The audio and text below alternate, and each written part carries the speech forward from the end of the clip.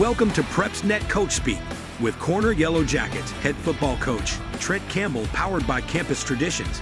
Here's your host, Aubrey Johnson. Welcome back, Coach. Thank you for having me. All right, so 3-0 so far. Fantastic start. You've won the 2 games in the last 2 weeks. Yes. So let's talk about them. The first one back on the 29th was against Dora, and you beat them handily, 36-6. Tell us what happened that night. We got off to a great start, probably one of the best starts we've had since I've been here. Yeah. We were able to jump up on them early. The defense played fantastic in the first half, and offensively we were pretty efficient in what we were doing. The opening script went really well and able to get a lead on them. Special teams everything was clicking in the first half.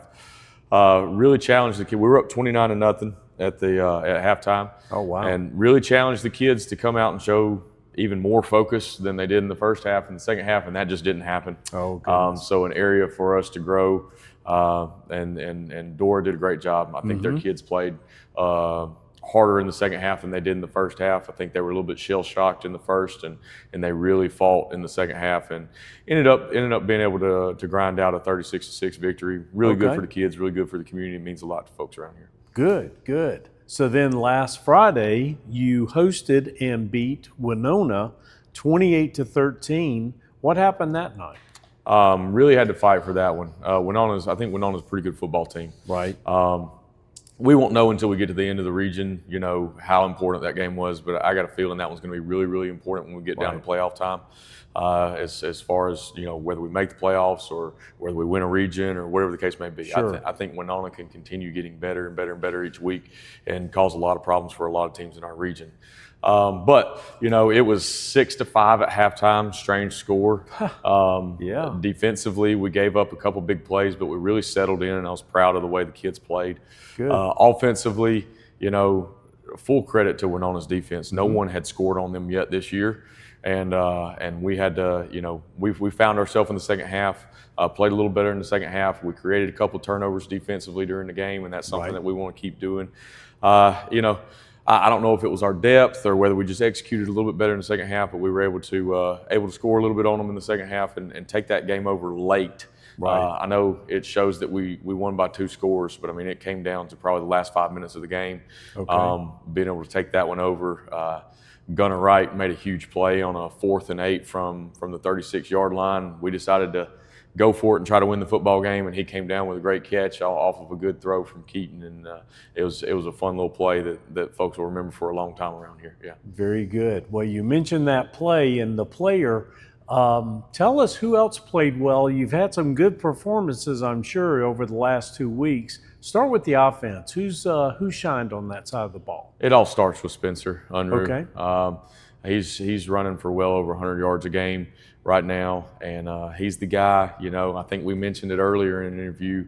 Right. We want to spread it around, and we want to use all our weapons because we do feel like we got a lot of them. But Spencer and our offensive line, they create a little bit of a security blanket to where if things aren't necessarily clicking, we can hand it to Spencer 30 times, which we did against. That's fantastic. Which we did against Wenonah. Yeah. Hand it to him 30 times and go win a football game. Right. And it's not always one thing that he's developing, and that he wants to hit a home run. Every single play you want to hit a big one. You want to gain 8 to 15 yards. You want to have those explosives. But sometimes falling forward and gaining 4. Instead of getting a loss on a play, right, falling forward and gaining 3 or 4, especially against a defense like Wenonah, and the way they've been playing, that was a good play, and we gotta be okay with that and trust that it is a 4-quarter game, and trying to wear them down a little bit is something that I think we need to hang our hat on sometimes. Good. And that was a night, they were tough. They were tough in the box, and he really had to work for it. I'm really proud of our offensive line and the way they're developing. We're going to continue to distribute the ball as best we can to our receivers, and lean on that run game. I'm proud of the guys up front, proud of the way Spencer's played so far, and really all of them. Keaton, quarterback, he's going to continue to get better and better each week. Right now, he's a little spotty. Sometimes he's a little off against Wenonah. We were a little off in the throw game in the first half, and then in the second half, I think he was like 6 of 8 or 7 of 8, and and really, really, really efficient throwing the ball in the second half. So proud of the way he's playing also. Good. Well, tell us the defensive side of things. Who are some of the big hit men that you have over on that side? C.J. Brown's having a great season so far. He's our big inside linebacker, number 11 for us, and I think people are starting to pay a whole lot of attention to him. He's put on some weight in the offseason, and he just brings a thump with him when he gets there. He's reckless with his body. He's gonna give it everything he's got. He's flying around. He's flying around everywhere. Yeah, you can't watch one of our games and not notice 11. I can't tell you how many people that I just see in the community that have come to one of our games and like, Coach, who's 11? You know, and that's the way you want them to play. You know, right. I talk to them all the time, and I got it from an old coaching friend of mine that, you know, I want people to be shocked by the effort that they see us playing with. You know, you want to have shocking effort on every single play. Right. And I think that's something that he does, and he leads the way there. Rhett Kofer's a guy that is huge for us wherever we put him. We moved around a little bit. He missed some time in the preseason, a little banged up. And so I feel like there is a sort of a lid on him that's about to come off, and he's really going to have a huge explosive game. Jacob Bell right now has got 3 interceptions in 3 games, and he's a guy in the secondary that seems to be making plays. And we talked about this in the preseason, how, you know, it was a running joke. He was dropping those passes last year, and he's catching them this year. And so he's got 3. Braxton May's a young corner for us that I think's he's playing so much better. There's a lot of development there from last year to this year. He's got a season under his belt. He's playing a little bit more fearless. And I want to see him, you know, we're going to challenge him every single week, and we're getting more out of him than I feel like we did last year. And up front, you know, it all starts with Jacob Odom. He's a senior leader for us on the defensive line, and we are undersized up front. Okay. And so, like, those guys are having to show up every week with a Warriors mentality. Sure. There's not going to be a whole lot of stats that you see from our defensive line so far. Yeah. But it all starts with him. You know, you got CJ making 15 tackles a game. It's because we're keeping offensive linemen off of them up front. And so I'm really proud of Jacob, really proud of the way he's leading that group. That's his group right now. And his energy is their energy. And you know, I'm really proud of the way he's sacrificing himself for the football team and doing his job, play in and play out. Fantastic. So this Friday, you travel to Ramsay.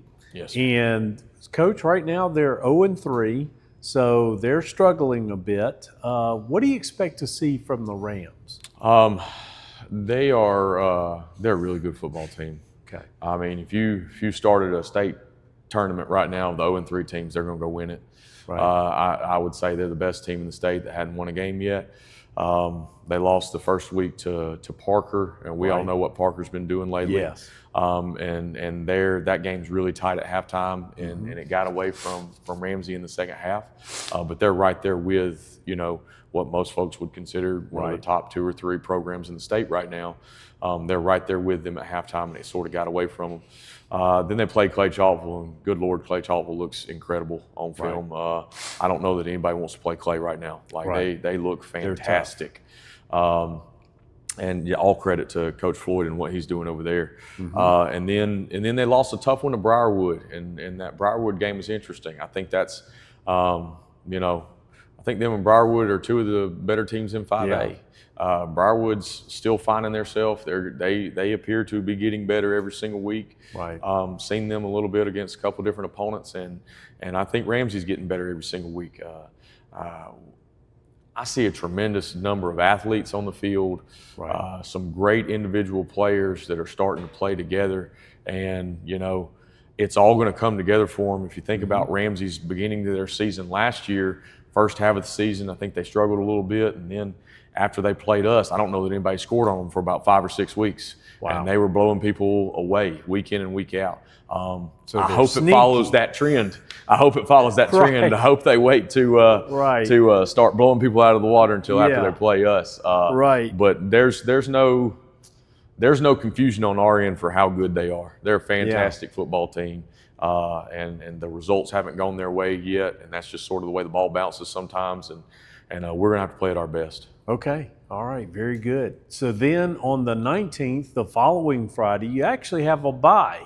I know you're going to use those 2 weeks to prepare for Jacksonville on the 26th, but how else will you be using that time? We're banged up. Since the beginning of fall camp, we've been banged up, and so I think it's going to be good for our kids to sort of loosen their belt a little bit, and we're going to practice, and those practices might look a little different than a normal game week. Right. But we also need to recover. There's some kids. Sure. There's some kids struggling with some muscle injuries that we're managing. We've got kids coming back from some knee injuries that we're managing, and that bye week couldn't come at a better time.